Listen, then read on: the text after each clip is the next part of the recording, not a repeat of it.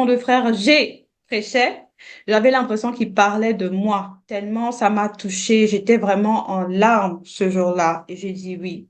Là, je sens que le moment est venu pour moi de voilà, passer le cap et de donner ma vie au Seigneur. C'était là ma rencontre avec le Seigneur. Même quand je faisais la prière, voilà, on m'a dit que le Seigneur Jésus, quand tu viens à lui, là, c'est la paix. Mon frère, je n'avais pas la paix. Je n'avais pas la paix. J'avais l'impression que mes problèmes avaient augmenté. Malgré les bêtises que j'étais en train de faire, le Seigneur avait quand même l'œil sur moi. Mais c'est le Seigneur qui me prévenait déjà que là où tu veux aller, là, non.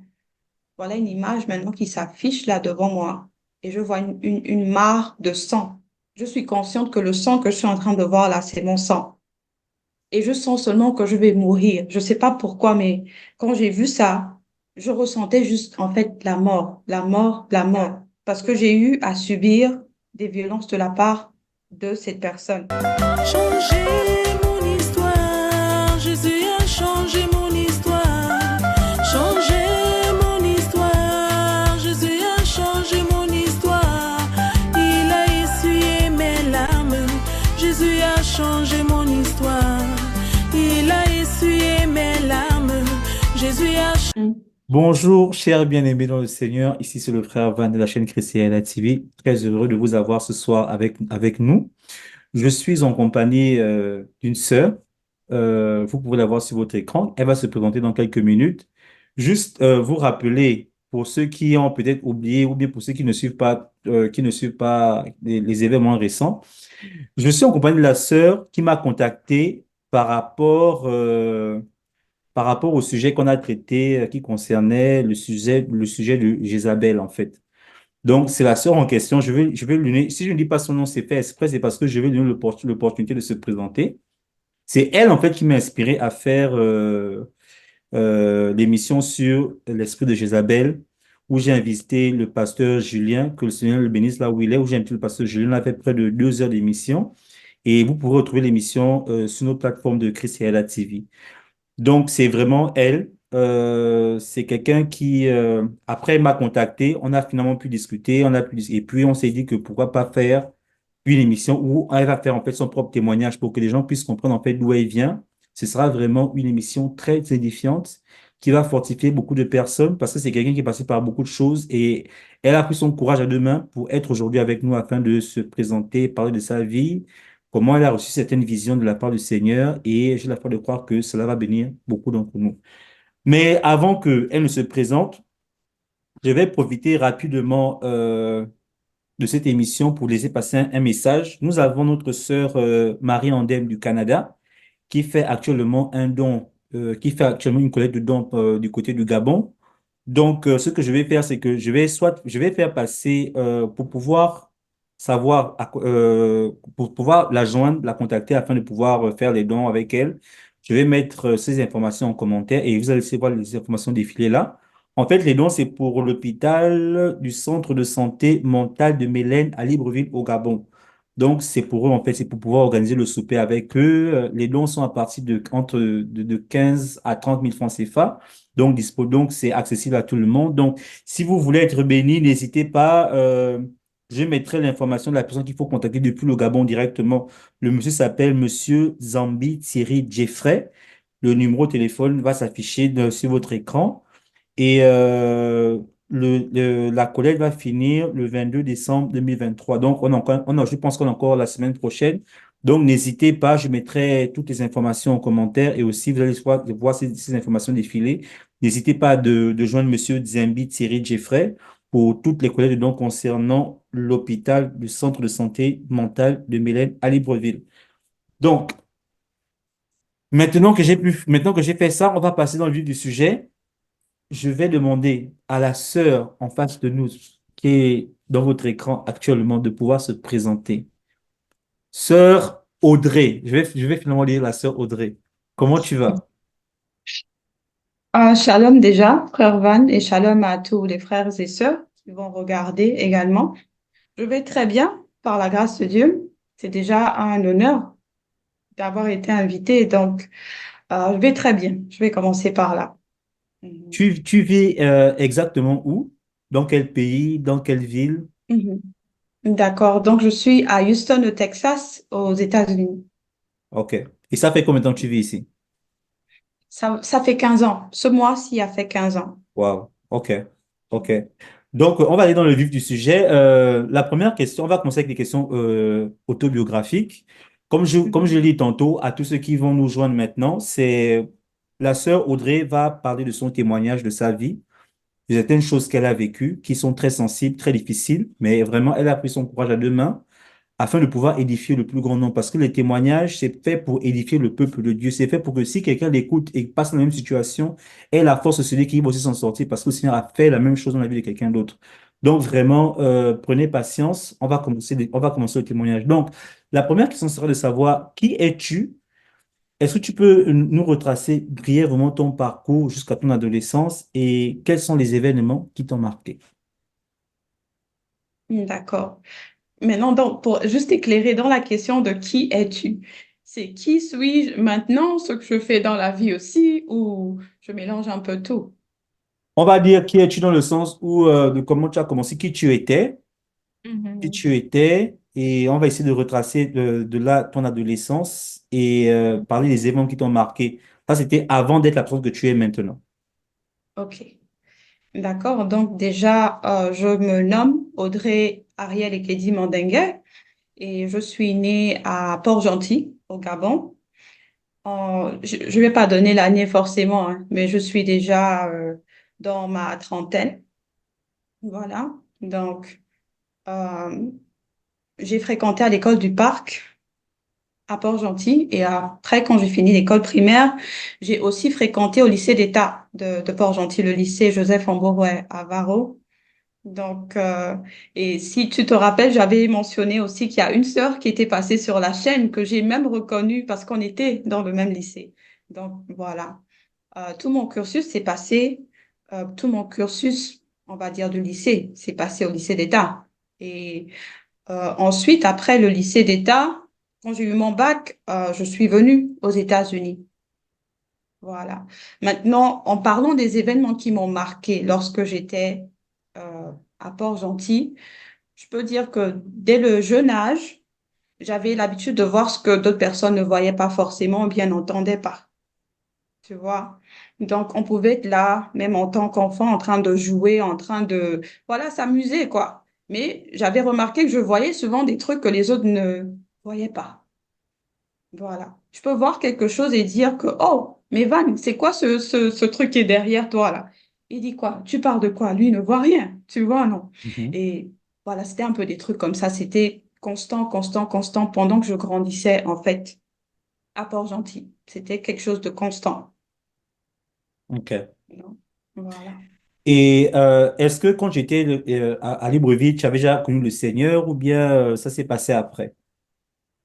Non, je peux pas dire que je connaissais déjà le Seigneur, non. Donc, à l'époque, toi-même tu connais un peu, ce sont les mamans qui nous tiraient, voilà, pour aller à l'église. Mais à l'époque, on n'avait pas le choix, c'est ça, ou bien tu vois un peu la Bastille. Sinon, on n'avait pas encore le choix. Mais non, je connaissais pas encore le Seigneur. J'étais une païenne, même païenne.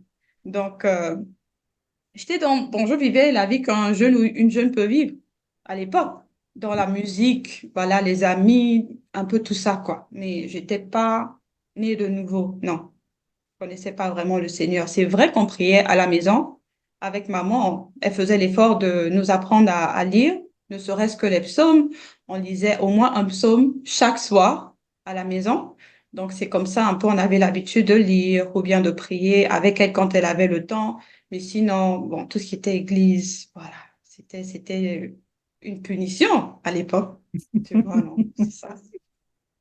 Mais d'après toi, qu'est-ce qui explique que souvent, parce que même moi, j'ai un peu ton témoignage, c'est-à-dire que les parents nous tiraient. Mhm. Mais d'après toi, qu'est-ce qui explique que malgré que tes parents te tiraient, tu t'es pas très intéressé par les choses de l'Église, par les choses de Dieu? Bon, déjà, quand tu fais quelque chose malgré toi, je peux pas dire que tu es vraiment attaché à la chose. Tu vois, c'est un peu, tu vois ça plus comme on te force à faire quelque chose plutôt que c'est quelque chose que toi-même tu veux faire. C'est Mhm. pas, c'était pas mon désir, forcément. Bon, le dimanche vient, j'ai envie de me reposer, c'est le week-end. Voilà. Quand tu penses encore à l'église et à l'époque, toi-même, tu sais, les services, c'était pas un service d'une heure. Comme tu vois que Mhm. c'est un peu, voilà, chronométré. Maintenant, là, non, c'était des services de 4 heures, 5 heures de temps. Donc, moi, non, j'étais pas fan. J'étais même pas fan de l'église. Mm, mm. Donc, c'est ce que je peux dire. J'avais pas encore ce désir, en fait, de rechercher Dieu, de savoir même qui était Dieu. C'est vrai. Je sais que le Seigneur Jésus, c'est le Fils de Dieu. À l'époque, tu entends, mais tu ne réalises pas encore. Mhm. C'est Tu vrai. vois, c'est juste, voilà, tu entends, mais sans plus. C'était ça, quoi. OK. Donc, la deuxième question sera de savoir, est-ce que tu peux nous parler de ton arrivée et tes débuts ici aux États-Unis? Comment ça s'est passé? Ben, déjà, le fait même qu'on soit venu, parce que je suis pas venue seule, j'étais avec ma sœur. Lorsqu'on est arrivé, c'était vraiment, c'était une bataille parce qu'on n'était pas pour, tu vois, c'était vraiment la décision de papa qu'on vienne étudier aux États-Unis. Sinon, dès le départ, nous, on n'était pas pour. Moi, j'étais pas chaude. J'étais vraiment pas chaude pour ça. Mais c'est le papa, tu vas dire quoi? Tu es obligé de t'aligner avec sa volonté à un moment donné. C'est lui qui a l'argent, c'est lui qui a tout. Moi, j'ai quoi? Mhm. Rien. Donc, j'étais obligée de m'aligner avec ça. Et bien sûr, lorsqu'on est venu, il faut apprendre une nouvelle langue parce que l'anglais qu'on faisait au pays, l'écrit, c'est une chose, mais parler maintenant, le voyage même quand on est arrivé, ne serait-ce que pour trouver le vol qui nous amenait à destination, c'était fort. Toi-même, imagine, tu parles pas l'anglais, il faut demander comment tu fais pour arriver à destination. Donc, c'était intéressant. C'était intéressant un peu les débuts. Et en parlant de ta sœur, c'était ta grande sœur ou bien ta petite sœur? C'est ma grande sœur. Elle est mon aînée d'un an. OK, Oui. OK. Donc, d'après toi, qu'est-ce qui était le plus difficile à arriver aux États-Unis? C'était la solitude, la langue, que c'était quoi en fait? Bon, moi, je vais pas forcément dire que c'était la langue, non, parce que je trouve même qu'on s'est adapté assez rapidement. On a appris la langue après 3 mois, je crois. Après 3 mois, on commençait déjà à parler, voilà, s'exprimer. Donc, c'était pas forcément la langue. Je vais dire, c'était compliqué en fait de se faire des connaissances. Parce que si tu veux Exactement. apprendre en fait la culture, c'est plus difficile de te faire des connaissances parce que les Américains n'ont pas la même mentalité que nous. Tu vois, nous on est un peu très ouverts, on peut arriver quelque part, on va parler avec, même ceux qu'on connaît pas, on va parler avec eux, voilà, essayer de faire connaissance. Mais les Américains sont un peu fermés de ce côté-là parfois, tu vois. Donc, je peux dire, c'est de ce côté-là, se faire des connaissances pour apprendre la culture, c'est ce qui était difficile au début. Mais bon, par la grâce de Dieu, on s'est habitué, quoi. On OK. s'est habitué. Mhm. Donc maintenant, la partie la plus intéressante, c'est quels sont les éléments qui t'ont poussé à donner ta vie à Christ? Parce que jusqu'à Mhm. présent, Mhm. Jésus, c'était, bon, enfin, Dieu en général, c'était pas trop ça. Maintenant, tu arrives aux États-Unis, tu découvres une nouvelle culture, une nouvelle vie. Qu'est-ce qui t'a poussé, avec Mhm. toute l'ambiance qu'il y avait ici dans ce pays qu'on appelle les États-Unis, c'est ici que toi, tu peut-être vas commencer à découvrir qui est Christ. Qu'est-ce qui va te pousser en fait vers ce Dieu-là? D'accord. Donc, je me rends compte même que j'ai oublié une partie. Au Gabon, déjà, avant d'arriver ici, disons, quand j'approchais de l'adolescence et pendant une bonne partie de mon adolescence, il y avait souvent cette voix-là qui me disait que lorsque j'allais être un peu plus âgée, plus grande, plus mature, on va dire, que j'allais apprendre à me couvrir. Et à Amen. l'époque, c'est pas que je m'habillais bizarrement ou bien quoi, non, hein, comme des jeunes à l'époque, bon, ce qu'on trouve normal. Voilà. Mais cette voix-là revenait souvent et j'étais consciente que c'était pas mes pensées, que c'était pas moi qui pensais ça. Donc, lorsqu'on est arrivé ici, il y a eu, je peux dire, on a connu aussi des temps difficiles, hein, faut pas qu'on se mente. Ceux qui croient que, oh ouais, parce que vos parents ont l'argent, voilà, vous êtes quand même d'une famille un peu aisée, ça veut dire que, en fait, vous avez tout. Non, Mhm. c'est pas ça. C'est pas ça. Une fois arrivé ici, mon frère, c'est la dure. C'est la dure. Tu vas pas tout le temps appeler tes parents pour dire, OK, tu as besoin de A, B, C. À un moment donné, c'est maintenant vous-même. Vous êtes des adultes. Il faut aussi vous chercher. Tu vois, donc peut-être si mon père tombe sur la vidéo, là, c'est là il va apprendre qu'à l'époque, on bossait. Il n'était pas au courant qu'on avait des petits boulots, les jobs qu'on faisait. Donc, Mais ouais, c'était les débuts aux États-Unis, c'était pas facile. Je sais même pas s'il y a quelqu'un qui va te dire un jour, voilà, qu'il a eu un début facile aux États-Unis. Non.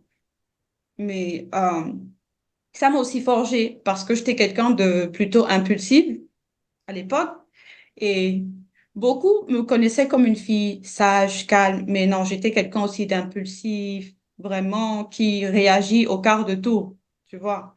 Mais les États-Unis m'ont vraiment, on va dire ça, ça m'a formé en fait. Je Mhm. vais dire ça comme ça. Ça m'a fait travailler sur moi et ce côté impulsif, vraiment, le Seigneur sait pourquoi il m'a envoyé aux États-Unis. Oui, il sait pourquoi. En général, l'étranger, c'est ça parce que maintenant, tu es confronté, déjà, tu es toute seule, tu n'as plus papier, tu n'as plus la protection de tes parents. Tu dois Mhm, maintenant faire des choix toute seule, tu dois avancer toute mhm, seule. Et c'est ça qui fait, c'est ça en fait qui crée un peu la différence. Et tu, en fait, tu es confronté au monde toute seule, en fait. Ce qui fait qu'il y a mhm, des choses, et bon, ça dépend, c'est pas tout le monde qui change, malgré ça, je te promets, hein, mais il y a des gens qui se rendent compte à un moment donné, comme nous tous là, que mhm, moi, par exemple, j'ai fait l'USTM. La première fois que je suis allé à l'USTM, voilà, là-bas, on m'a mhm, appris que j'étais quelqu'un d'orgueilleux, alors que moi, je ne me voyais pas orgueilleux. Mais c'est en étant mhm, avec les grands de l'USTM qui m'ont dit, non, en fait, toi, tu es quelqu'un d'orgueilleux, il faut que tu descendes un peu. Et avec le temps, aujourd'hui, je réalise qu'ils avaient raison. Parce que quand tu as le bac, tu te dis que tu es le plus fort, tu es le plus intelligent, tu peux tout faire, tu peux machin. Et puis, mhm. il faut descendre, en fait, d'un cran. Donc, mais tu n'as toujours pas répondu à la question que je t'ai posée. Comment tu as connu Christ? Pas encore. Oui, pas encore. Donc, déjà, comme je disais, le fait d'avoir été impulsive pendant des années, des années, des années, parce que j'étais même connue pour ça dans la famille. À l'école, on me connaît comme la fille calme, voilà, celle qui parle pas beaucoup. Mais ils savaient pas que c'était à l'école. En fait, j'avais ce temps de repos, on peut dire ça comme ça. Ça, c'était mon temps de repos quand j'étais à l'école. Mais en dehors de l'école, ah, c'était autre chose. C'était autre chose. J'étais vraiment, je sais pas quoi. C'était facile pour moi de me mettre en colère parce que déjà, je supportais pas l'injustice. Voilà. Si un truc, je sais pas, on me fait quelque chose ou bien on fait quelque chose à quelqu'un qui est proche de moi et ça m'irrite, je vais réagir, tu vois. Mais ça, ce côté-là, on connaissait pas ça de moi à l'école. C'était plus la famille. J'avais même un surnom déjà dans la famille. Je vais pas donner ça ici, mais j'avais déjà un surnom. Alors là, voilà, j'avais de ces colères. Quand je pique ça, ça me donne des migraines. Le genre de migraine où tu es obligé de te calmer, sinon toi-même, tu sais pas ce qui va suivre, tu vois. Donc, je suis venue avec ça ici. J'ai continué comme ça pendant, je peux dire, un an, après qu'on soit arrivé, un an, voire 2 ans même. Et à un moment donné, j'ai dit non, il faut que je change. Je me suis dit, en fait, il faut que je change parce que j'avais eu cette pensée qu'en continuant comme ça, la colère va me tuer. Je ne sais pas pourquoi j'avais pensé ça, mais c'était le genre de colère qui peut tuer, en fait. Donc, c'est à partir de là que j'ai commencé à réaliser, il faut changer, il faut que je change. Mais comment? Je ne savais pas.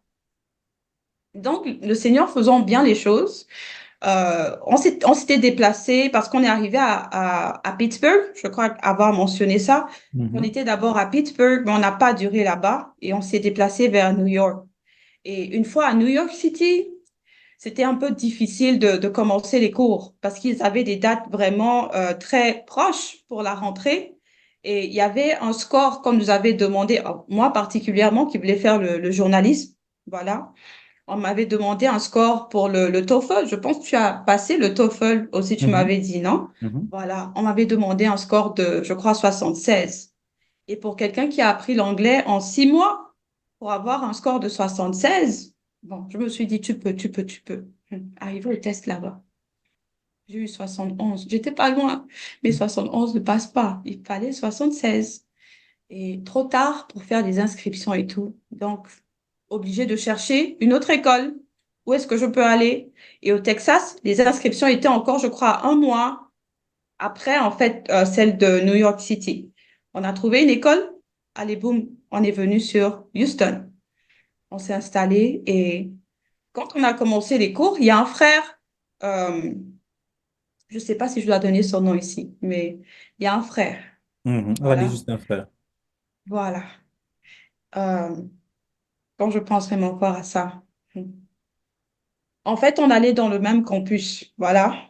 et on avait l'habitude de se croiser dans les couloirs de l'université. Et un jour, il nous a approchés, ma sœur et moi, il a dit que, oh, bonjour, mes sœurs, j'ai l'impression que vous venez aussi de l'Afrique et tout. Comment allez-vous? Il a un peu établi le contact et on a échangé, on a dit, on va bien. Vous venez d'où? On vient de Port-Gentil et tout. Oh, vous venez du Gabon, moi aussi. Ah, mais toi, tu viens d'où? De Libreville et tout. C'est comme ça. On a commencé à parler. Et il nous a dit qu'il était chrétien et il nous invitait en fait dans son église. Moi, j'ai dit, mais vous tous, vous êtes toujours comme ça, vous voulez inviter les gens dans vos églises tout le temps, mais on connaît déjà les histoires d'église, là, c'est toujours un peu le désordre. Tu vois, c'est un peu le genre de discours que j'avais à l'époque. J'ai dit, nous, on est bien comme on est là. Nous aussi, on cherche le Seigneur, on prie à la maison. C'est ce que je lui disais, qu'on prie à la maison. Il a dit, OK, il n'a pas trop insisté, mais à chaque fois qu'on se croisait, c'était la même chanson. Venez dans mon église, venez dans mon église. Il a fait ça pendant, je peux dire, 8, 9 mois. Tu vois. À un moment donné, j'ai dit à ma soeur que si on ne va pas dans l'église du gars là, il ne va pas arrêter. Il va pas arrêter de nous déranger, avec venez, venez, venez, venez.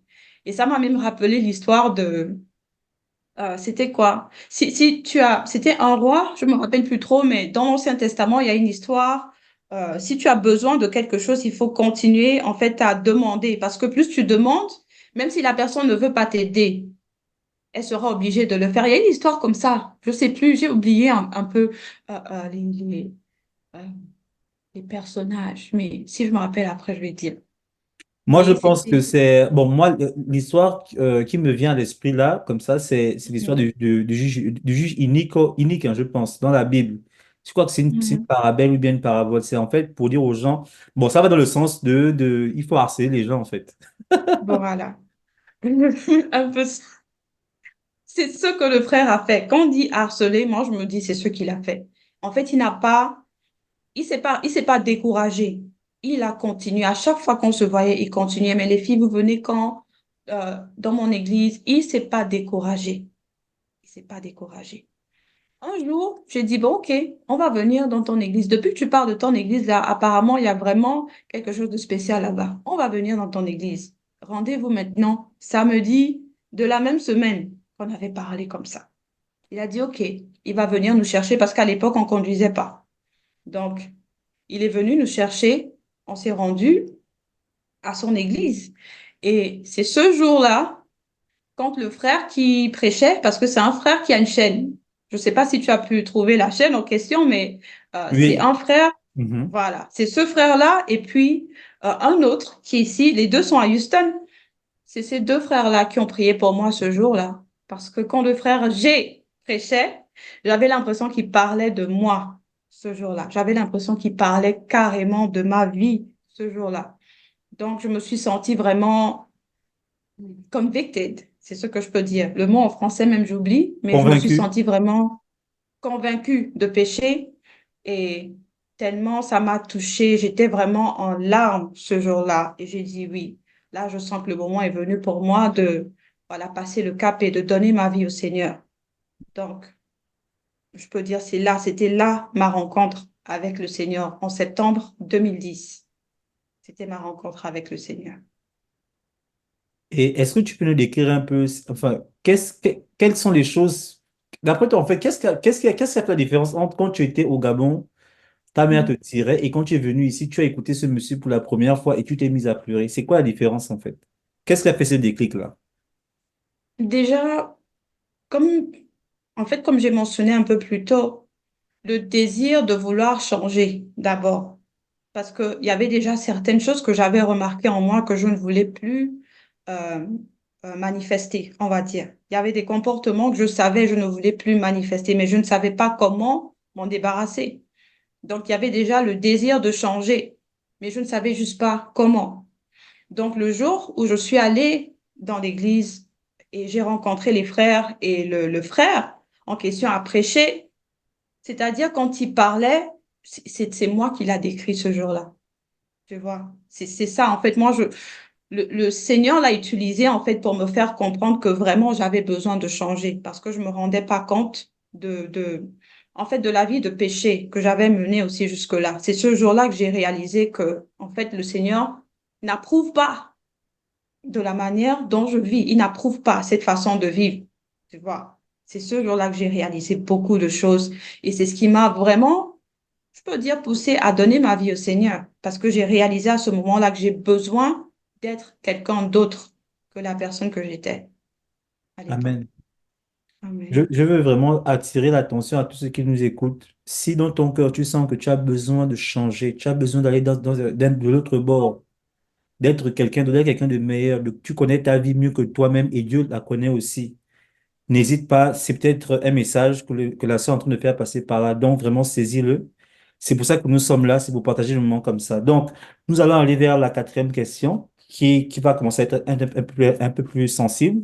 C'est-à-dire, maintenant, lors de notre audition, tu nous as fait part d'une déconnexion qu'il y a eu avec le Seigneur parce que déjà, tu connais le Seigneur vers les années 2010, je pense. Oui. OK, donc tu nous as dit qu'en fait, après cet événement, je pense que tu as commencé à suivre le Seigneur dans ton église, je ne sais pas trop. Tu vas nous expliquer comment ça s'est passé, mais qu'il y a une Mhm. forme de déconnexion, en fait, entre l'année 2010 et l'année 2016. Est-ce que tu peux nous expliquer qu'est-ce qui s'est passé, qu'est-ce qui a créé cette déconnexion-là, malgré que tu avais cette envie de vouloir changer, tu as fait Mhm. Christ dans ta vie, mais malgré ça, tu t'es encore déconnecté de lui, en fait. Qu'est-ce qui s'est passé? Qu'est-ce qui a créé cela? Bon, déjà, quand j'ai donné ma vie au Seigneur en septembre 2010, je me suis dit, OK, le Seigneur m'a béni avec une famille dans le Seigneur. Il m'a béni avec des frères et sœurs en Christ. Voilà une famille avec qui je peux évoluer, je peux apprendre à connaître le Seigneur. Cependant, je les ai rencontrés, je crois, deux fois. La fois où j'ai donné ma vie et je crois peut-être la semaine qui a suivi. Et après, je ne sais pas ce qui s'est passé. Je ne suis même pas capable de me rappeler ce qui s'était passé. On a perdu le contact. Donc, j'avais pas de numéro de téléphone. Je ne sais pas comment. Euh, le frère aussi qui nous avait emmenés dans son église n'avait pas, je crois, avait oublié Il y a quelque chose de bizarre vraiment qui s'était passé. Et on n'avait pas pu se revoir même au campus. On n'avait même pas pu se revoir au campus. Je t'assure que c'était bizarre. Donc, moi, je suis là, née de nouveau. Je commence à avoir des expériences encore plus, je sais pas, fantastique n'est pas le mot. Des expériences que j'avais pas eues encore avant. Donc, c'est-à-dire, si j'avais certaines expériences avant d'être chrétienne, il y en a encore. En fait, ça a doublé.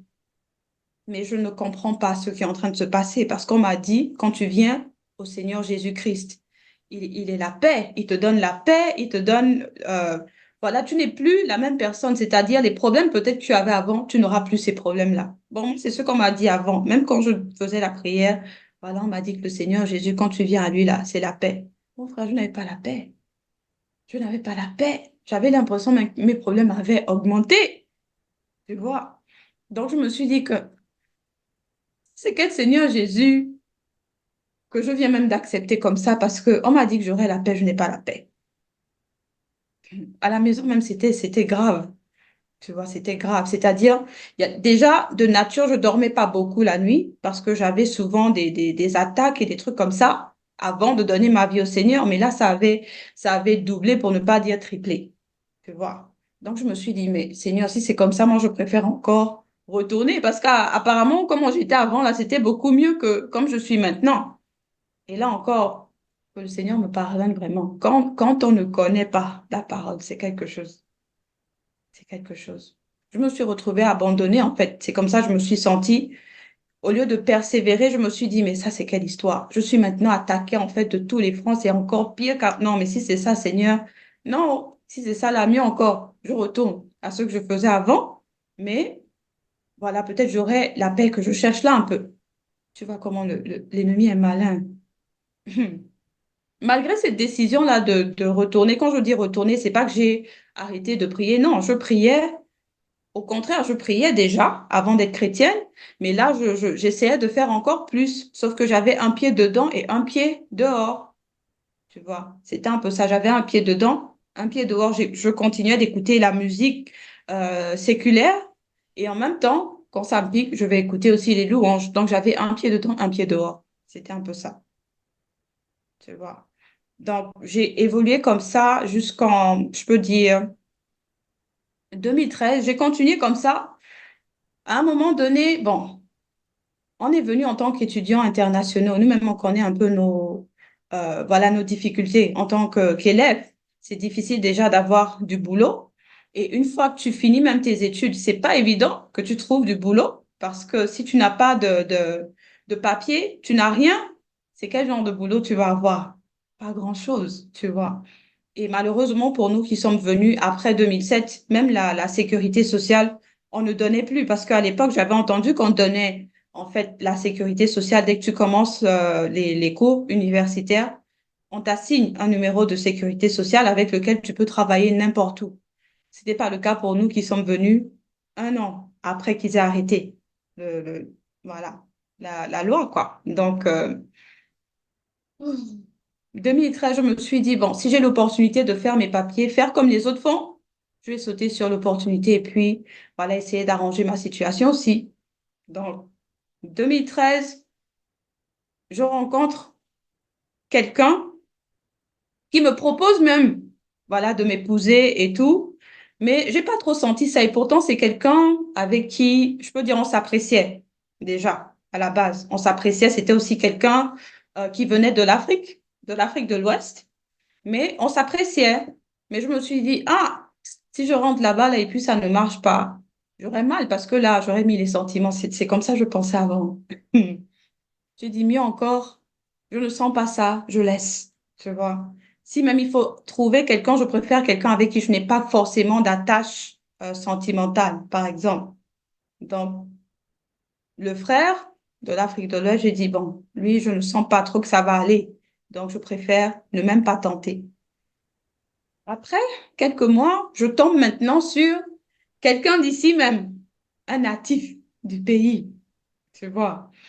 Donc, on était là, on causait, et puis, euh, voilà, de fil en large, il me propose lui-même, c'est pas moi qui ai ouvert ma bouche, le Seigneur est témoin, c'est pas moi qui ai ouvert la bouche pour demander quelque chose, vraiment. Lui-même, il m'a proposé, mais pourquoi on ne se marie pas? Pourquoi on ne se marie pas? De toutes les façons, je vois que tu es quelqu'un de sérieux, quoi. Tu es une fille genre sérieuse et j'ai l'impression qu'on peut faire un bon bout de chemin ensemble et pourquoi pas? Bon, moi, si je vais dire non, tant que tu connais notre souffrance ici, là, je vais dire non, mais encore, je me mets en relation avec quelqu'un d'ici. Je me suis dit. Et c'était à l'époque, il était ce qu'on appelle un ministre. Je ne sais pas comment traduire ce rôle-là en français, par contre. Un ministre de Dieu dans On peut l'Église, dire ça comme ça, voilà. quelque chose comme ça. Quelque chose comme ça. Donc, il avait un rôle quand même à l'église. Donc, je me suis dit, bon, apparemment, c'est quelqu'un qui cherche le Seigneur. Pourquoi pas? Il m'a expliqué un peu toute sa vie, que voilà, il était marié avant, ça n'a pas marché. Bon, il m'a donné quelques raisons. Bon, moi, je me suis dit, comme il y a beaucoup de bandits dehors, tu vois, il dit que ça n'a pas marché. Peut-être où il est là, il est marié, je ne sais pas. Je dis que papa montre quand même l'acte de divorce, donc que je sache que c'est vrai. Il m'a montré et tout et tout. J'ai dit OK. Et il n'était pas divorcé. Une fois, il était divorcé deux fois. Mais on va y revenir. Donc, je me suis dit, ah, toi aussi, papa, tu n'es pas divorcé une fois jusqu'à deux fois. Toi aussi, tu dois avoir un truc quand même. Il y a quelque chose qui cloche, hein. Mais bon, je n'ai pas parlé, hein. Tout ça là, c'était mes pensées. J'ai dit, il n'y a pas de problème. Allons-y. Ah, Seigneur. Malgré ça, le Seigneur avait un œil sur moi. Pourquoi je dis qu'il avait un œil sur moi? Malgré les bêtises que j'étais en train de faire, le Seigneur avait quand même l'œil sur moi. Avant qu'on aille signer le papier à la mairie, je peux dire la mairie parce que je ne sais pas si eux ils disent mairie, c'est court ici, mais c'est l'équivalent de la mairie chez nous, je suppose. Mhm. Donc, avant qu'on signe le papier, tout, c'est comme ça, j'avais reçu un songe du Seigneur, tu vois. Même malgré ça, il m'a montré quelque chose, mais moi, à l'époque, j'ai pas compris. Dans le songe, en fait, il m'a montré une maison abandonnée, n'est-ce pas? Et le monsieur qui m'a dit, viens, voilà, on n'a qu'à se marier. Et puis, c'est le monsieur qui me disait, viens, maman, voilà la maison que j'ai achetée pour nous. Et c'est ici qu'on va vivre. J'ai dit, mon frère, tu dois blaguer parce que la maison que moi je vois là, personne ne peut vivre là. Il dit, non, c'est notre maison, viens, rentre, tu vas voir. Lui, il ouvre la porte, il rentre. Moi-même, j'étais comme ça, j'avais les mains sur la tête. J'ai dit, mon Dieu, mais la maison va s'écrouler. Lui, il fait comment il rentre dedans. Il ne voit pas ce que je vois, ou bien, tu vois. Mm. Il me dit, viens voir, viens. Je viens, je rentre dans la maison. L'intérieur, l'aspect de l'intérieur de la maison était, je sais pas, 100 fois pire que ce que j'avais vu de l'extérieur. 100 fois pire. Tout était pourri à l'intérieur. Tout était pourri. C'est une maison. Dis tu je tombe, c'est pas ça. Peut-être l'expression a changé, mais c'est ça. Dis tu je tombe. Le genre que le vent souffle un peu là. Voilà, comme si une tornade passe et puis c'est un tas voilà, un tas de, je sais pas moi, ferraille, tu vois, non, les débris en fait. C'était Mhm. ce genre de maison-là.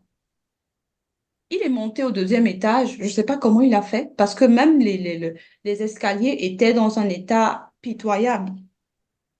Je sais pas comment il a fait pour monter là-bas, mais il m'a dit, viens, suis-moi. J'ai dit, moi, je peux pas te suivre là-bas.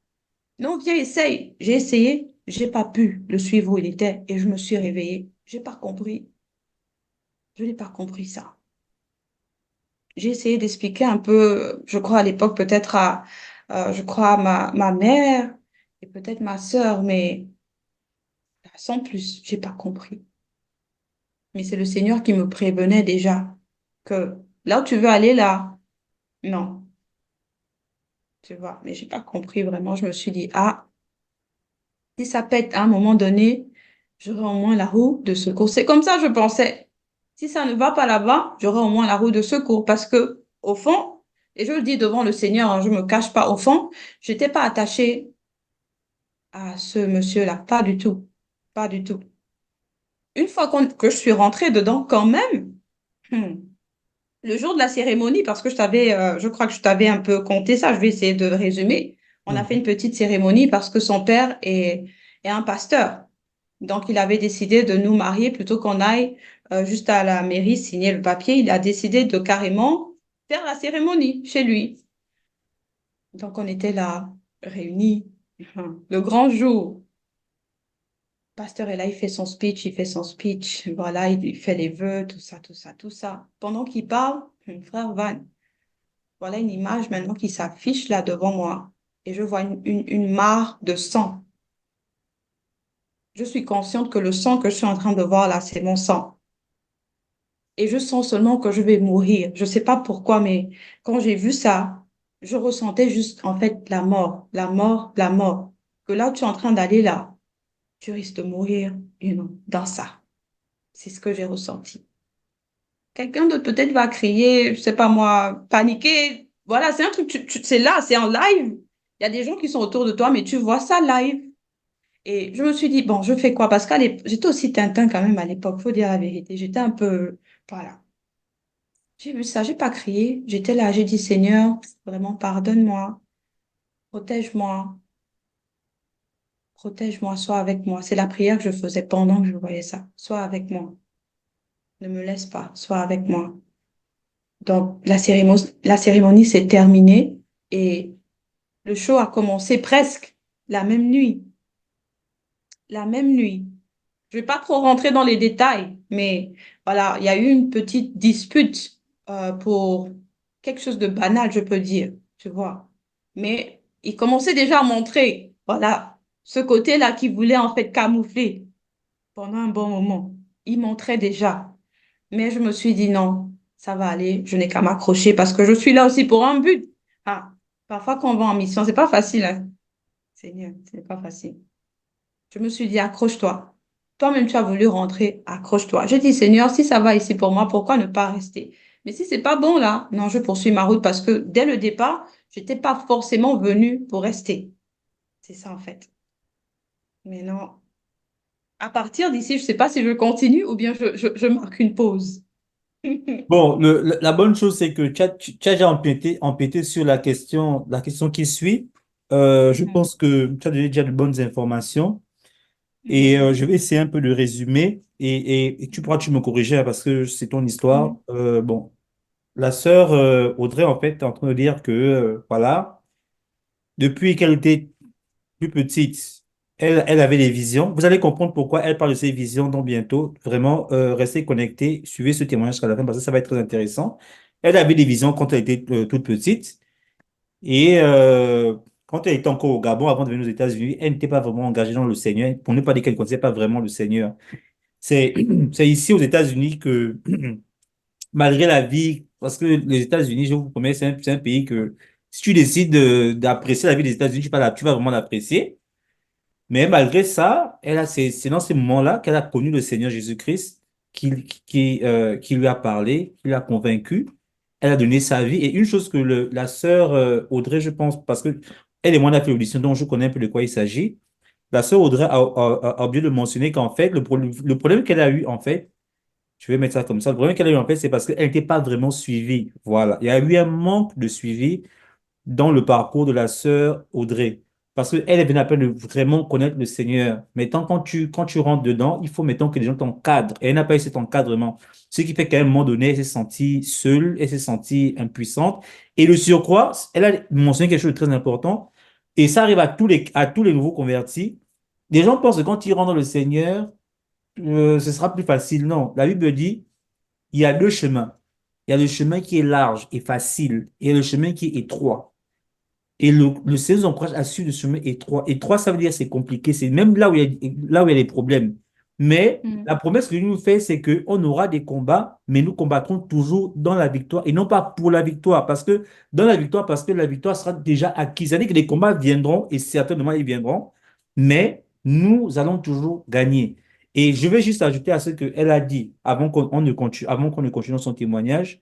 Quelque chose que je partageais récemment dans mon groupe de prière, je disais aux gens que j'étais ici aux États-Unis, ça fait 2 ans, le Seigneur m'avait dit, j'aurai une promotion. Moi, j'étais content, j'aurai la promotion. Et quand c'était en décembre, et quand je rentre dans l'année qui suit en janvier, je perds mon boulot. Et j'ai fait 3 mois comme ça, je me battais dans l'air. Et je disais à Dieu que Seigneur, mais tu m'as dit que j'aurais la promotion. Ce n'est qu'après ces 3 mois dans l'air que j'ai fait, là, je me suis battu, je me battais partout, partout, partout, que le Seigneur m'a maintenant trouvé un autre boulot où j'étais mieux payé et j'ai compris. Donc, pour vous faire comprendre que, vous savez, la vie de chrétien, dans la chrétienté, ce n'est pas une vie où tout est facile ou non. Ce n'est pas, la vie chrétienne n'est pas une vie exemption de combat. Au contraire, c'est parce que le diable sait que maintenant il y a la lumière, maintenant tu es dans le vrai, c'est là où il va te combattre. Et je veux vraiment mettre un point dessus parce que je sais qu'il y a beaucoup de gens qui nous écoutent et il y a beaucoup, beaucoup de nouveaux convertis. Comprenez cela très bien. Ce n'est pas parce que tu as accepté Christ que c'est la fin des combats. Au contraire, c'est le début des combats. Mais la promesse que tu as, c'est que tu combats maintenant dans la victoire. Avant, tu combattais, tu n'étais pas sûr. Mais là, maintenant, tu es sûr que tu vas gagner. Donc, c'est dans ce cadre-là, on revient par rapport au témoignage de la sœur Audrey. Maintenant, à cause de de ce manque d'encadrement et des combats qui se multiplient dans sa vie, elle se perd. Et aussi à cause des situations, parce que nous qui vivons aux États-Unis, on est amené à faire, il y a beaucoup de choses qui se passent autour de nous. Voici pourquoi j'ai dit au départ que c'est vraiment la sœur Audrey a pris son courage, parce que ce n'est pas tout le monde qui peut donner les informations que la sœur Audrey donne actuellement. Et j'ai beaucoup aimé quand tu as dit que même quand tu rentres dedans, tu as dit Seigneur, vraiment, pardonne-moi, Seigneur, aide-moi. Et je veux que quelqu'un qui nous écoute aujourd'hui, quel que soit là où tu es en train de rentrer, demande à Dieu de t'aider. Demande à Dieu de te protéger. Aujourd'hui, si Audrey peut témoigner, c'est parce qu'effectivement, malgré l'erreur qu'elle est en train de commettre, Dieu l'a gardée. C'est pour ça qu'elle témoigne aujourd'hui. Ce genre de témoignage n'est pas là pour condamner qui que ce soit. Mais ce genre de témoignage est là pour te dire que, effectivement, comme la sœur Audrey a dit, que Dieu aura toujours un œil sur toi et il va te garder, quoi qu'il arrive. Donc, c'est ça. Elle a rencontré un monsieur qui était déjà divorcé 2 fois. Apparemment, bon, il y a des choses qu'on ne veut pas dire ici parce que nous sommes aux États-Unis, il y a des lois. Mais ce monsieur-là, en fait, il Mhm. cachait son visage. Quand elle est rentrée dedans, elle a découvert beaucoup de choses. Maintenant, ça va dépendre de la sœur Audrey si elle veut en parler. Mais la question qui suit, toujours dans cette question-là, c'est déjà, pourquoi? Parce que tu as expliqué que tu es rentré dans une relation avec ce monsieur et il est déjà nullement divorcé. La première question que nous voulons savoir, c'est pourquoi ça n'a pas marché, même si cela semble évident pour moi, parce que moi je connais ton témoignage, mais pour ceux qui n'écoutent pas, Mhm. pourquoi ça n'a pas marché et comment cet épisode t'a amené à rencontrer le Seigneur, à te reconnecter avec le Seigneur. Mhm. C'est les deux questions qui manquent à ce que tu es en train de dire. D'accord. J'espère que j'ai bien résumé, non? Déjà. Oui, tu fais un boulot parfait, ça. Merci, que Dieu te bénisse. Donc, pourquoi ça n'a pas marché? Bon, déjà, dès le départ, je n'avais pas le désir que ça marche. Ça, c'est un. Et de deux, il y avait aussi le fait que c'est vrai que je ne suis pas rentrée forcément dans beaucoup de détails ici, mais ça pouvait même pas marcher. Pourquoi? Parce que dès le départ, que ce soit mes intentions ou bien ses intentions, il n'y avait aucune intention en fait sincère, tu vois. Il n'y avait rien qui pouvait vraiment nous connecter au point où on va dire que voilà, ça c'est une relation ou bien un mariage, je ne sais même pas comment qualifier ça. Non, c'était plus, moi je vois ça plus, c'était un contrat. C'est comme ça que je vois ça. Maintenant, je vais aussi profiter de l'occasion pour ouvrir une parenthèse. Moi, je suis pas pour la violence conjugale parce que j'ai eu à subir des violences de la part de cette personne. Mais je n'en connais pas perso. Voilà, j'ai pas d'amis que je vais te dire, j'étais là peut-être quand elles ont eu à subir certaines choses, mais je m'adresse en fait à toutes les femmes, chrétiennes, pas chrétiennes, qui vont se retrouver ou qui se retrouvent dans ce genre de situation-là. Si vous savez que votre vie est en danger, moi, je peux pas conseiller à quelqu'un de rester. Ça, c'est une chose. Je suis pas en faveur du divorce. Ça, c'est une chose aussi. Mais je peux jamais conseiller à quelqu'un de rester si sa vie est en danger. Ça, c'est autre chose. Maintenant, moi, j'ai eu à prendre des décisions. Déjà, c'est un point dès le départ, avant même de rentrer dans ce truc-là, j'avais posé en fait mes conditions. Il y a beaucoup de choses que je peux accepter, tu vois. J'ai dit, si tu veux même, tu fais ta vie. Voilà, tu peux avoir excusez-moi des termes, tu peux avoir tes copines dehors ou tes go ou je sais pas. Tu peux avoir, du moment que je ne suis pas au courant, fais ce que tu veux dehors. C'est ce que j'avais même dit. C'est pour montrer même que je n'étais pas vraiment, j'étais pas concentrée, tu vois, sur cette personne-là. Il pouvait vivre sa vie comme il voulait, s'il voulait, ça, c'était pas mon problème. Mais la seule chose que je n'allais pas tolérer, c'est la violence. Et j'avais même dit ça avant de savoir qu'il était quelqu'un de violent, tu vois. Donc, quand ça a commencé, je lui ai dit que il y a une chose que je vais pas prendre ou accepter, c'est ça, là. Donc, si tu veux qu'on fasse au moins semblant de s'entendre dans la maison, là, le côté là, faut revoir. Mais à un moment donné, j'étais obligée voilà, d'avoir recours à la police. À un moment même, je suis partie de la maison, en fait, pour montrer que j'étais sérieuse. Il y a des trucs que je vais pas accepter. Je vais pas rester là à, je sais pas moi, tu vas me tuer. Ah, comme mes parents m'ont accouché là, pour que toi, tu finisses avec moi. Non, non, non, non. Parce qu'on parle quand même d'un gars qui était quoi, 6 foot. Je sais pas, ça fait combien de mètres en français? Like la conversion en mètres. Voilà, il avait quoi, 6 foot, maybe 2 inches. Et imagine, moi je suis quoi, 5'2", 5'2", 5'3". Toi-même, tu vois qu'il n'y a pas match. Voilà. Donc, malgré ça, moi j'essayais de me défendre. Je suis déjà pas quelqu'un qui se laisse faire de nature. Tu vois. Donc, quand ça commençait là, moi aussi je me défends. Je me défends, mais je dis à un moment, si ça continue comme ça, un de nous va y rester, quoi. Donc, mm, mm. Non, je faisais l'effort d'être là, c'était pour avoir ce que je voulais. Quand j'ai eu ce que je voulais à un moment, j'ai dit, ça ne peut pas continuer comme ça. Moi, voilà, mes clics et mes claques, j'étais dehors,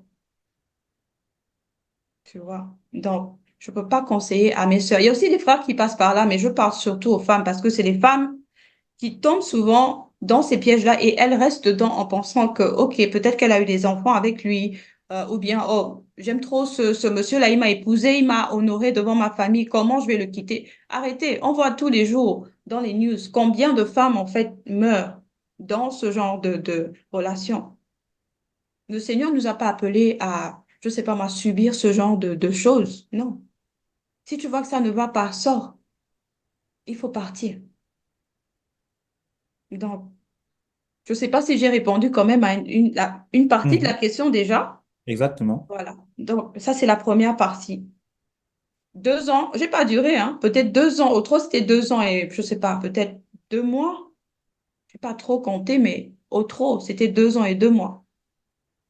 J'ai eu ma carte de séjour après 8 mois. Voilà. Quand on est entré dans le contrat, j'ai eu ma carte de séjour après 8 mois. Mais il me fallait attendre d'avoir au moins la conditionnelle.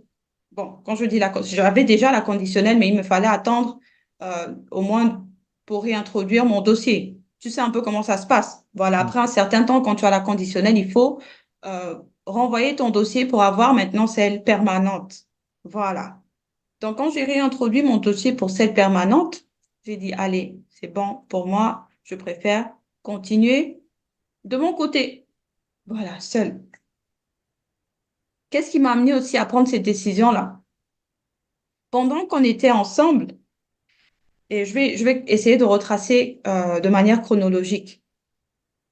On a fait la cérémonie avec le papa en 2014. En 2015, le Seigneur me montre un songe, il me donne un songe dans lequel je me suis vue en train de marcher, j'allais quelque part.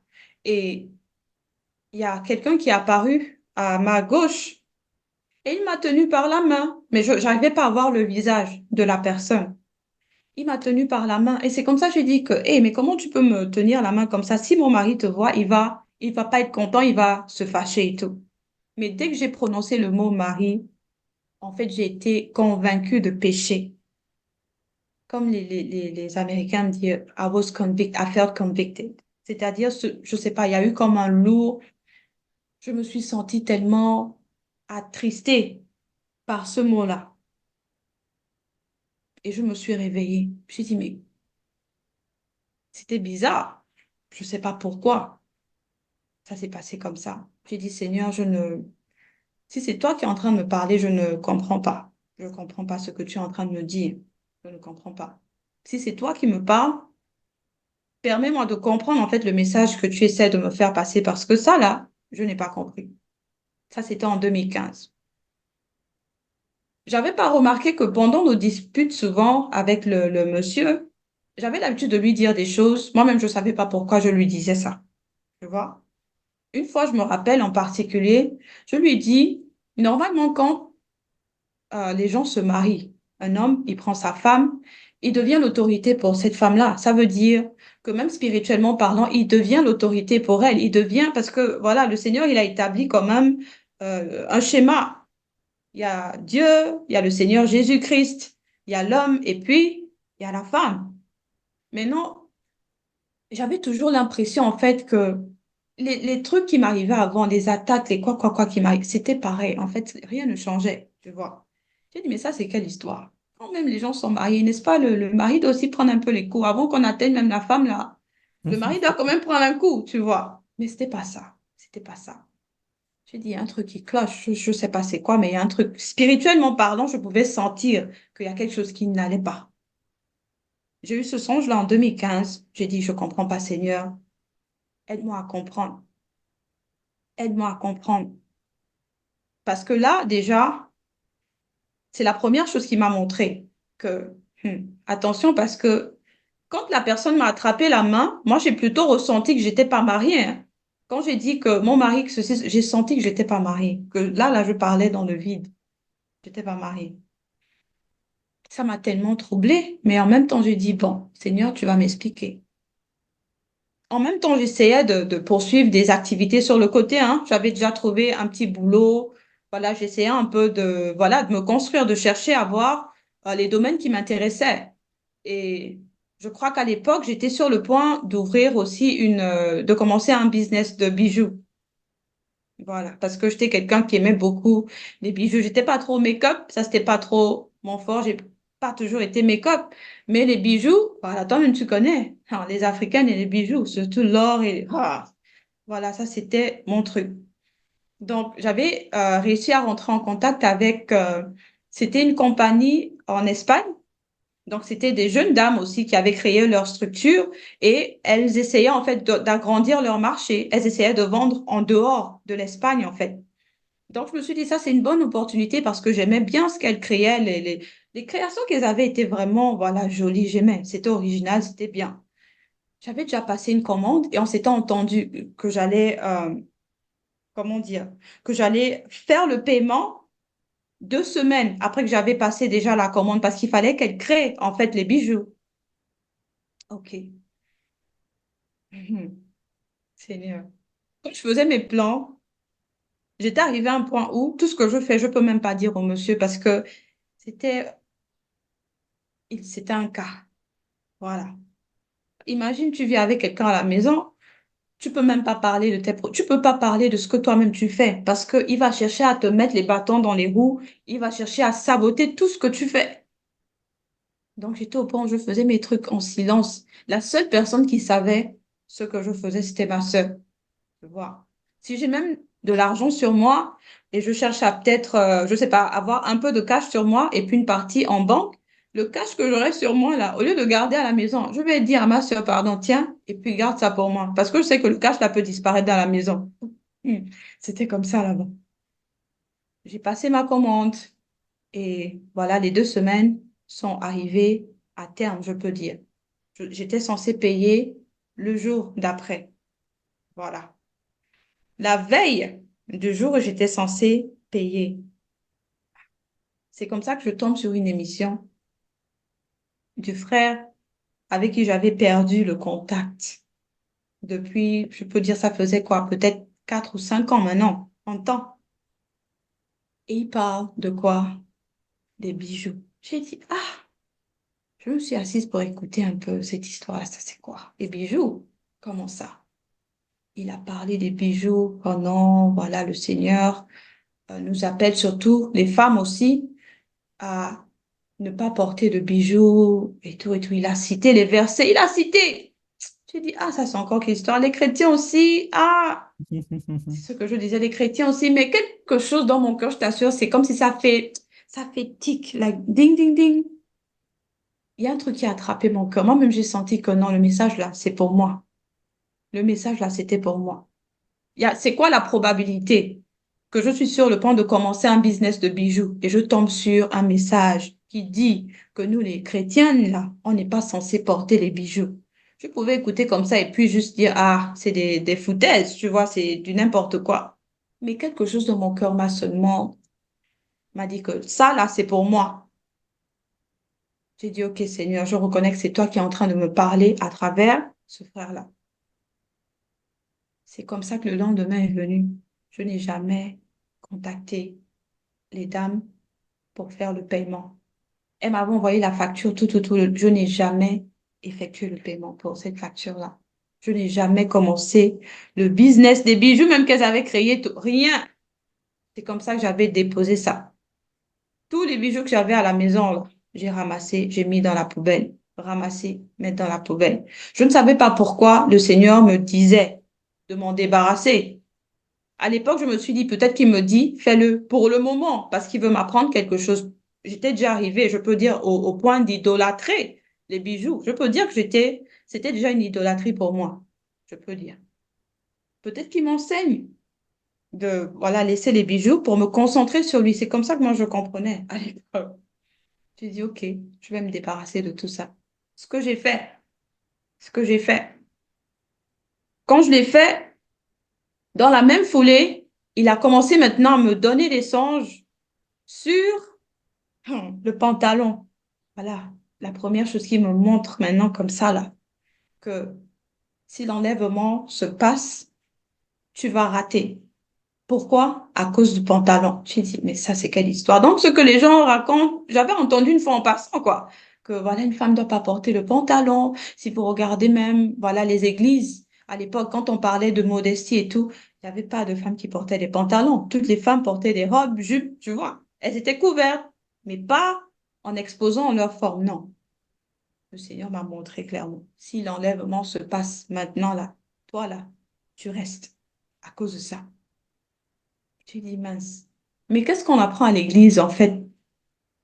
Qu'est-ce qu'on nous apprend à l'église? Là, on est en 2015.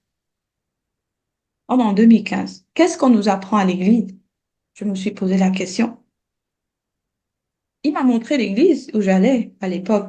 C'est vrai, j'étais consciente que, ah, c'est pas évident que le Seigneur soit là-bas parce que le message même ne me touchait pas là-bas. Mais il m'a montré, si le truc arrive, c'est-à-dire toute cette église-là, personne n'était sauvé. Personne, personne n'était sauvé. Du pasteur jusqu'au fidèle, personne n'était sauvé. Chacun avait la raison, forcément, pour laquelle il était resté. Mais moi, particulièrement, il m'a montré que la raison pour laquelle tu risques de rester, voilà ça ici, le pantalon, le port du pantalon. Mais non, bon, je sais pas, il y a des frères et sœurs qui vont dire non, le Seigneur t'a montré à toi. Tu sais un peu comment nous, les chrétiens, moi, je ne sais pas s'il faut dire les chrétiens modernes, parce que je ne sais pas s'il y a chrétiens modernes ou bien chrétiens tout court. Je ne sais pas. Mais les chrétiens de maintenant, là, c'est ce qu'ils disent. C'est à toi, le Seigneur t'a montré ça à toi. Peut-être tu avais un problème. Voilà, tu abusais peut-être avec le port du pantalon. C'est pas ça. Moi, j'étais un caméléon. J'étais dans les robes, les jupes, j'étais dans tout. La seule chose que j'ai pas vraiment faite, je peux dire, c'était peut-être les shorts, voilà, et puis les mini-jupes. Voilà, des trucs où, même avant d'être chrétienne, tu vas porter ça dans la maison de qui? De papa? Ça va aller. Mais voilà les choses que j'ai pas vraiment faites. Mais le pantalon, première chose. C'est pas un pasteur qui m'a dit, oh, tu vois, comme on prêche un peu, les femmes ne doivent pas. C'est pas un pasteur qui m'a dit ça, c'est pas un frère en Christ qui m'a dit ça, c'est pas une sœur en Christ qui m'a dit ça. Le Seigneur m'a montré ça là. Tu continues comme ça là, tu vas rater le ciel. J'ai dit, OK. Là, ça commence un peu à se corser, mais j'ai dit, Seigneur, moi je cherche à le connaître parce qu'à l'époque, je cherchais déjà à connaître le Seigneur. Là, tout ce qui se passait là, avec le monsieur, j'ai dit non, ça c'est pas ma voie. Bijou, tu me montres déjà que ce n'est pas ça. OK. Je priais. Je disais, Seigneur, moi je veux apprendre à te connaître. Ce qui ne te plaît pas en moi, commence à me montrer, commence à me révéler ça. Il a commencé, hein. Parfois aussi, nous, on prie, mais quand le Seigneur répond, on n'est pas souvent prêt pour le genre de réponse qu'il va donner là. On n'est pas prêt pour ça. Mais moi, je me suis dit, peu importe ce qu'il dit, je vais faire. Pantalon numéro 1, OK, enlève. J'ai enlevé, jeté. J'avais même pas beaucoup de pantalons pour commencer. Donc, j'ai jeté, pas de problème. OK. Il s'est pas arrêté là, hein. On poursuit. 2016. 2016, il me ramène le même songe qu'il m'avait montré en 2015. Cette fois-ci, je suis assise dans une église et j'étais avec ma sœur et mon frère, parce qu'on est trois ici, ma grande sœur et mon petit frère. Quelqu'un est venu s'asseoir entre mon petit frère et moi. J'ai pas vu le visage de la personne. Il s'est assis, même chose, il m'a encore pris la main. Pareil encore, je lui dis que, mais monsieur, si mon mari vous voit, il ne sera pas content. La même chose s'est encore produite. Quand j'ai dit Marie, la même chose s'est produite. J'ai encore été convaincue de pécher à l'instant même où j'ai prononcé Marie parce que j'étais consciente que je n'étais pas mariée. Donc, quand je me suis réveillée, j'ai dit non, là maintenant, c'est clair en fait. Là, j'avais déjà la conviction que je ne suis pas mariée au monsieur. Je ne suis pas mariée à lui.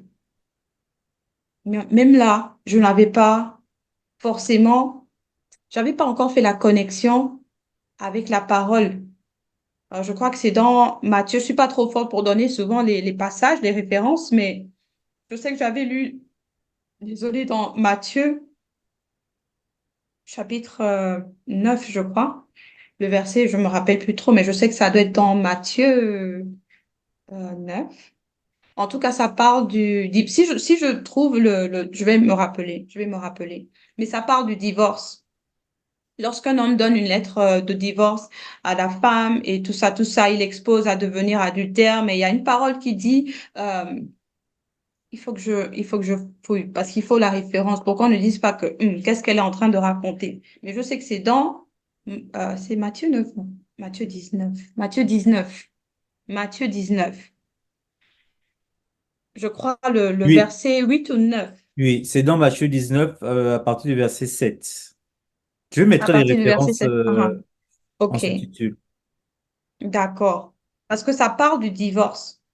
Quelque chose qui dit celui qui divorce et se remarie commet un adultère. Il y a quelque chose comme ça. Celui qui divorce et se remarie commet un adultère. C'est marqué là-bas. Donc, j'avais déjà lu, voilà, certains trucs comme ça, mais je me suis dit, bon, ça avait quand même mis euh, sauf pour cause d'immoralité sexuelle, quelque chose comme ça. Donc, Mhm. je me disais que c'est permis à certaines personnes quand même de divorcer au cas où peut-être ils ont été trompés. Voilà. Ils ont le droit de divorcer et se remarier, par exemple. Hmm. Et Seigneur. Le peuple du Seigneur périt parce qu'il lui manque la connaissance. Ça, c'est un grand verset. On périt par manque de connaissance. Hmm. Ah, Seigneur. C'est pas facile, hein? C'est pas facile. Donc, la deuxième fois où j'ai eu ce songe-là, j'ai maintenant pris la décision de jeûner et de demander au Seigneur. En fait, je suis rentrée maintenant dans la prière pour qu'il me confirme en fait ce qui est en train de se passer, ce qu'il est en train de me dire. J'avais jeûné, je crois, pour 2 ou 3 jours, quelque chose comme ça, jeûner, prier, comme ça. J'ai dit, Seigneur, dis-moi ce qui se passe et tout. Quand j'ai fini ce jeûne-là, j'ai pas eu de réponse, hein. Parfois, on se dit qu'on va entendre peut-être quelque chose, on va voir un truc. Non, je n'ai pas eu de réponse pendant ces 3 jours-là. Mais je suis tombée encore sur une vidéo du frère, j'ai celui qui a la chaîne. Je suis tombée encore sur une vidéo et cette vidéo-là parlait du mariage et du remariage. J'ai dit, bon, voilà le Seigneur encore qui est en train de répondre maintenant à ma question. Mariage et remariage. Quelqu'un qui marie, qui se marie, excusez-moi, et divorce, normalement, il ne doit pas ou elle ne doit pas se remarier. Parce qu'en se remariant, il ou elle commet l'adultère. C'est pas que j'avais jamais lu cette partie-là, mais c'est que parfois, tu vois, quand tu n'as pas la révélation, tu peux lire quelque chose et pourtant c'est écrit là noir sur blanc, mais en fait, ça ne clique pas. Tu vois, ça clique pas dans ta conscience, ça clique pas dans ton esprit. Quand il a expliqué, comme ça, expliqué, moi-même j'ai pris, et c'est pas une seule référence, il en a donné plusieurs, parce que même dans Malachie, je sais que j'avais lu dans Malachie, euh, quel chapitre? Chapitre 2, je crois, quelque part. Malachie, chapitre 2. Je sais que le Seigneur mentionne quelque part qu'il est le divorce, qu'il déteste le divorce. C'est écrit là-bas. Et pourtant, aujourd'hui, le divorce, c'est une habitude, surtout ici aux États-Unis aussi. Partout même, c'est déjà une habitude, même parmi les chrétiens. Le divorce, c'est normal. Et pourtant, le Seigneur dit dans sa parole qu'il déteste le divorce. Voilà. En fait, c'est le niveau où nous, on est déjà arrivé. Le divorce, c'est comme, voilà, tu te lèves le matin. C'est comme tu vas au boulot, hein. Tu vas au boulot, tu fais ce que tu as à faire, tu rentres à la maison. Si le boulot, là, ne te plaît pas aujourd'hui, ok, tu démissionnes, tu vas chercher un autre. En fait, c'est ce qu'on vit maintenant dans les mariages. Pour peu importe la raison. Les chrétiens même, parce que les païens, le païen va être païen. Il fait ce qu'il fait, tu vois. Mais nous, les chrétiens, pour des raisons, je sais pas. Oh, on divorce, on divorce. Ah, Seigneur. Le Seigneur est le divorce. C'est tout ce que je peux dire. Il est le divorce. Maintenant, si quelqu'un s'est engagé à divorcer, il n'a qu'à rester seul, en fait. Il ou elle devrait rester célibataire, seul pour la vie. Sauf s'il décide peut-être de se réconcilier. Ça, c'est autre chose. Mais un divorcé ou une divorcée n'est pas appelé à se remarier. Parce que quand tu rentres encore dans une autre relation, c'est l'adultère. Voilà. Ok. C'est ce que le Seigneur m'a fait comprendre. Les songes qu'il me donnait, c'était pour me faire comprendre que, effectivement, je ne suis pas mariée. Mais je vis dans l'adultère. C'est ça. J'ai dit, OK, maintenant, j'ai compris. J'ai dit, Seigneur, si c'est vraiment toi qui parles, c'est vraiment toi qui... Parce que même là, c'est pas que je ne crois pas que c'est Dieu qui me parle. Je crois, mais je dis, si c'est vraiment toi là, fais comprendre à cette personne-là qu'effectivement, il est temps que chacun aille de son côté. Tu vois, non? Que chacun aille de son côté. C'est pas que je pouvais pas partir moi-même, mais à un moment donné, j'ai parlé aussi à mes parents. Et parfois, quand les parents aussi donnent leurs conseils, je veux parler à l'encontre. Tu vois. Donc, Mon père m'a pas donné un mauvais conseil. Il a dit, même s'il faut que vous vous séparez et tout, laisse que ça vienne de lui. Lui-même, il n'a qu'à, voilà, se fatiguer peut-être et puis il part. Mais ne laisse pas que ça vienne de toi. Laisse que lui-même, il se lève et puis il part. J'ai dit, OK, papa, j'ai compris. Même si ça chauffait, le cœur chauffait et tout, j'ai dit, OK, j'ai compris. J'ai dit, Seigneur, si c'est vraiment toi qui parles là, OK, fais que lui-même, il se lève pour partir. La nuit où j'ai prié comme ça, là, le lendemain, ça n'a pas tardé, le lendemain, le monsieur a dit que lui, voilà les papiers, il est parti chercher les papiers pour signer le divorce. Le lendemain.